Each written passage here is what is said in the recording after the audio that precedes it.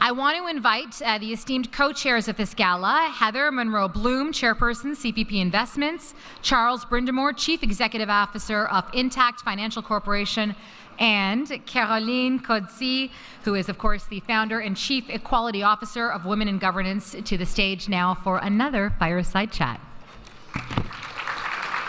So welcome to the stage, the co-chairs of our evening, Heather and Charles. To begin, I would love to know why you have chosen to embark in this adventure with us. What does the cause of gender parity mean to you, Heather? Wow, that's a big question. Let me say it's a dominant theme for me as a girl who grew up in a family with 5 brothers and a mother who won a scholarship to university, but whose father, who was a hardworking immigrant, said girls don't go to school. The one boy went to university, became an electrical engineer, and the three girls went off to steno school.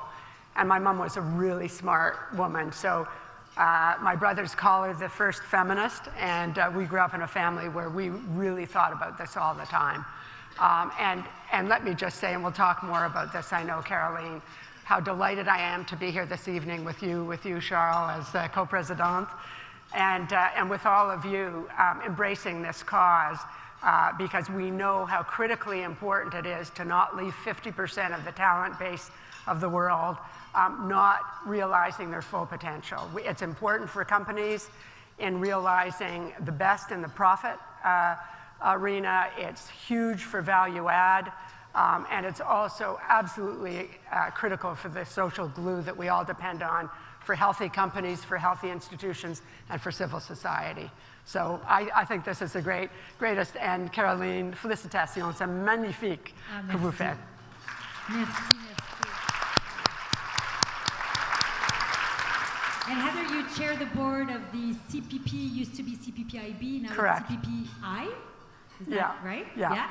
So the Canada Pension Plan. So it's a woman who chairs that board. Last year we had Katie Taylor, the chair of the board of RBC. So it's really exciting to see women who've really made it to the top of major organizations. You also sit on other boards, I think RBC. Yeah. And can you tell us, you were saying that your father, your family didn't really believe in education? My grandfather. Your grandfather. My mother's father, yeah. So my mother, quite the opposite, hugely focused on education, and both my mother and my father lived a bit of a bohemian life, but they both read all the time and were huge proponents of equity. And I would say, as the girl in this dynamic family, there was never a question of any difference. The expectations were the same, and maybe for me as the girl, feeling my mother's unexpressed ambition and hopes. And you led McGill University. Yeah, well, that was, so maybe I could tell a quick story about that. I would love to hear that. You know, when you think about the moments that are pivotal for you in helping you appreciate the opportunities that we all have in this room, when I came out of a science career to move into university administration, and then to, you know, the job of my life as principal president of McGill University, it never consciously occurred to me that I would be the first woman in an institution that I began to lead in 2003 that was founded in 1821. And I was the 16th principal, so 15 men preceded me. And so if someone had said, "Are you the first woman?" I would have said, "Yeah, I guess I am," but it said something about my family culture that it wasn't out in front on that. It was more about the opportunity to do, you know, nation building through post-secondary education and a great university. But on the day, you know, you have this fanfare around appointments and the celebration of the institutions of leadership. And I was kind of stunned when all of a sudden all the reporters were saying, "What's it like to be the first woman principal of McGill?" And so I talked and I thought of the story of my mother, who was not alive anymore, but who would have been, so happy and proud that day. But what touched me and made me really appreciate the importance of us making movement along parity lines systematically and without a gap is when an older gentleman with a heavy Eastern European accent came up to me and he took my hands in his and he had tears in his eyes and he said, "Madame, if you can be principal of McGill, we can be anything we want to be." And so it's not just that gender parity creates opportunities for women.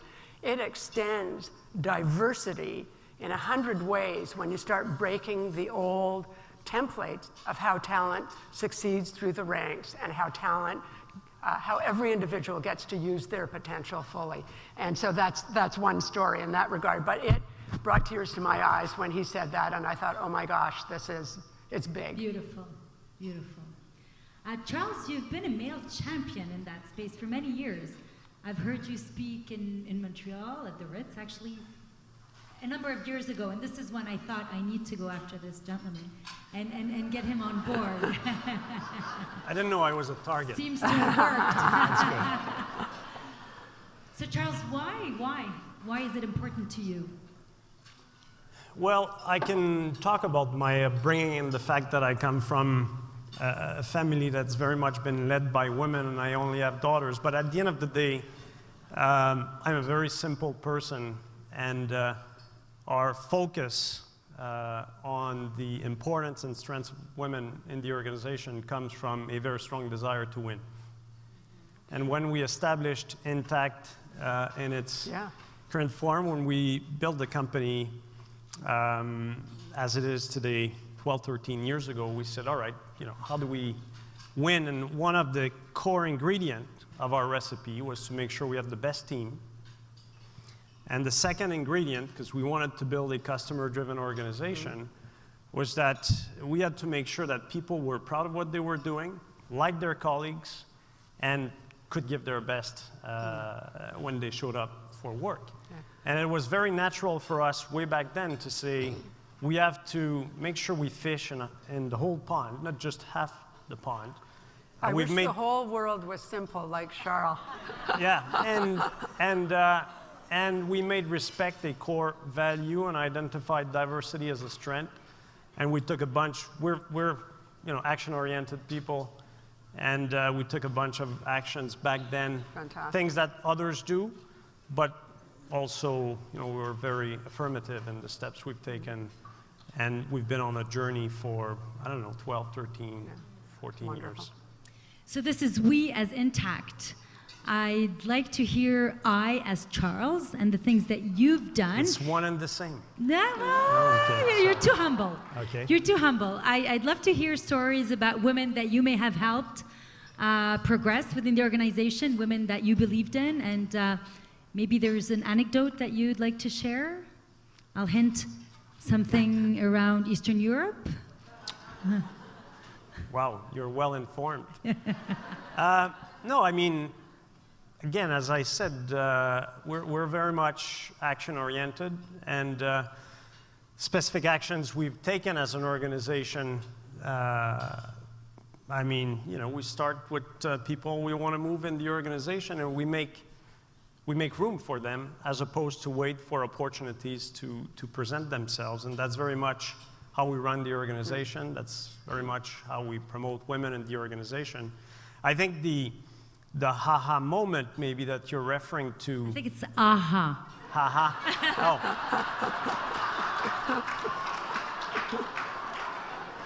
My apologies, my mother tongue is French. And me too. Okay, good. Thanks. It only takes one to correct one.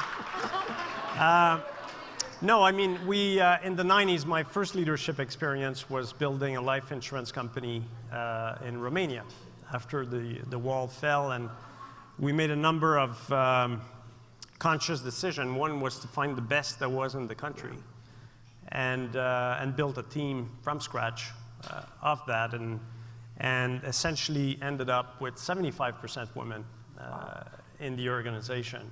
That's great. And this was an incredible environment that really shaped my perspective on talent. And I guess key outcome is that one of the CEOs of the organization was one of the first. I mean, I'm not sure she was a woman yet. She was just coming out of university, and she became CEO at 35. Wow. And has been moving the needle since. Well, fantastic. So kudos for your leadership on that. Heather, I'd like to talk about initiatives that the Canada Pension Plan has taken around voting power. Yes. I'm very interested because, you know, when Sylvia Acevedo of Girl Scouts was talking about the power of the purse, I think every organization here has the power to say, if you want to work with us, you need to align with our values. Right. And tell us about that. Well, maybe you'll let me just start for a moment to say that at CPPIB, and we've got a great table of colleagues sitting here, we have 50% women on the board. Our first chair of CPPIB back 20 years ago was a woman, Gail Cook-Bennett. And the executive group has outstanding women as well on the investments and operations side. And we have Deborah Reed, head of Global Active Equities, and Patrice Welch-Watson, who's general counsel. And that is a culture.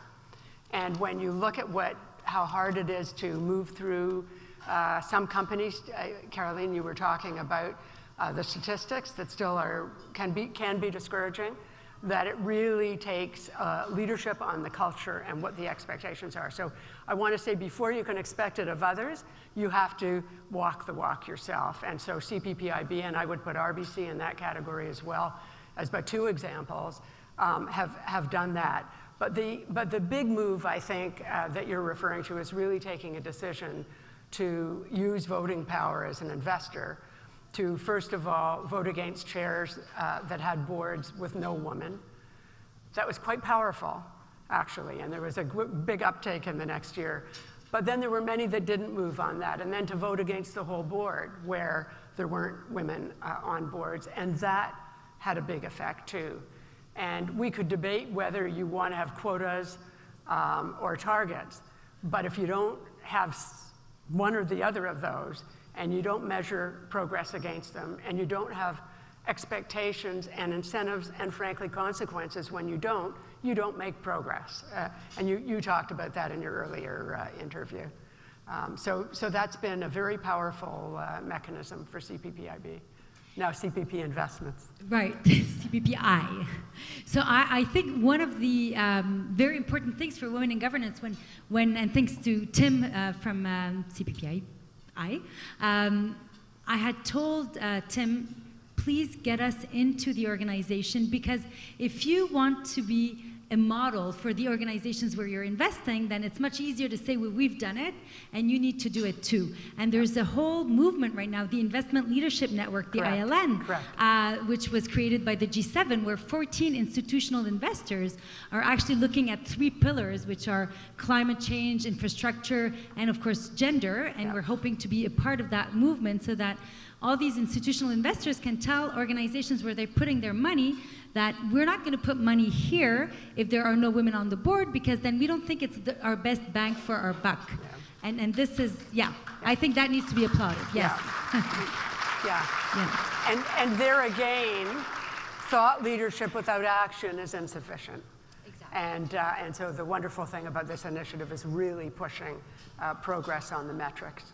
Money and capital works. I mean, we've seen in the last 18 months the change that's taking place on the climate front, for instance, and on ESG more broadly, where it's now far more, I mean, there's, in 18 months, dramatic change. You went from a world where you'd get a question from a few pension plans to a world where the ESG expert would be invited in the room, to a world where now PMs or portfolio managers are themselves taking ownership for it.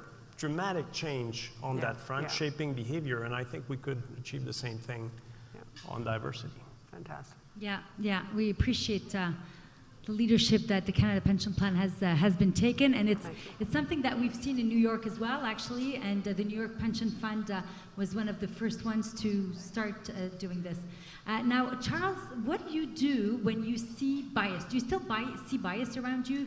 Do you see men that are behaving in ways that you find needs to be maybe, I would say, just noticed, and telling them there's other ways to talk to a woman during a meeting, for instance? And you know, if you hear, you know, Janet saying something brilliant and you want to repeat it, that's fine, but do say that it was Janet who just said it. Yes. No, I guess, you know,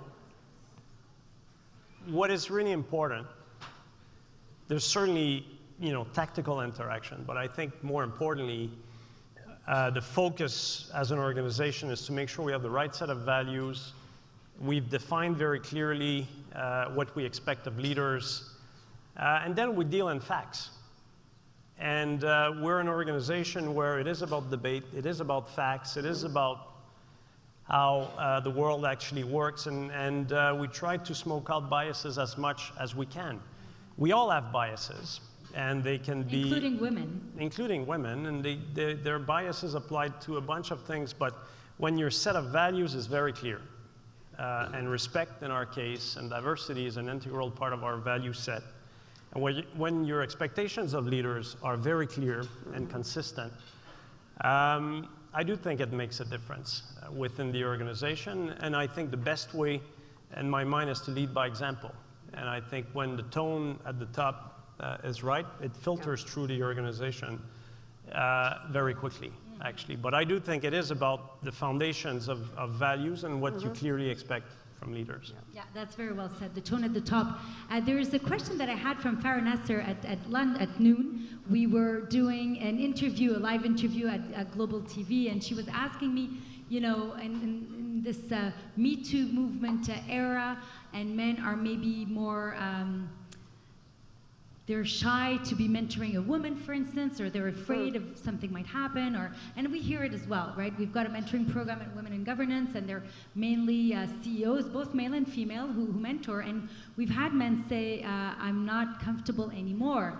So we've been recommending that they mentor 2 women. So that works.